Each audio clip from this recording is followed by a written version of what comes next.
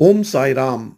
శ్రీ సాయి సచ్చరిత్ర మొదటి అధ్యాయంలోనే రచయిత హేమాడ్ పంత్ ఏమన్నారంటే, సాయి నాపై కరుణించిన తరువాత వారు అనుగ్రహించినప్పటి నుండి నాకు అహర్నిశలో ఆయన చింతే. దాంతో భవభీతి నశించింది.